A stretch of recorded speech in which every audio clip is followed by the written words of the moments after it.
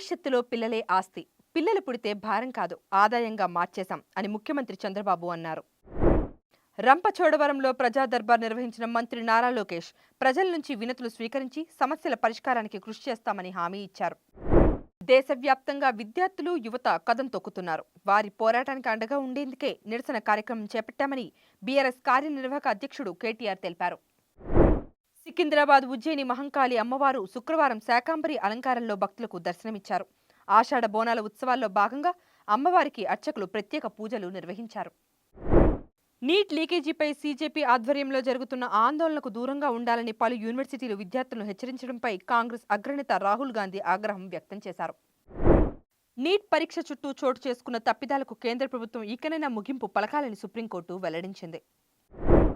భారత్ సహా 60 దేశాల దిగుమతులపై అమెరికా 10 నుంచి 12.5% కొత్త సుంకాలు విధిస్తూ ట్రంప్ కీలక నిర్ణయం ప్రకటించారు.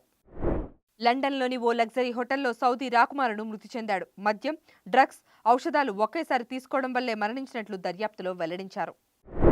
జననాయకంలో తన సన్నివేశాలు తొలగించారంటూ నటి ఆనంది అజయ్ కన్నీరు పెట్టుకున్నారు. ఈ మేరకు ఇన్స్టాలో ఆమె ఒక వీడియో కూడా విడుదల చేశారు. టీవీ సీరియల్స్లోకి రీ ఎంట్రీ ఇవ్వనున్నట్లు అవికా గోర్ చేసిన సోషల్ మీడియా పోస్ట్ వైరల్గా మారింది. కామన్వెల్త్ గేమ్స్ 2026లో తాను 100% ఎఫర్ట్ పెట్టానని భారత star weight lifter Mirabai Chanu తెలిపింది. Please subscribe to the channel and download the Politicos app from the links in the description.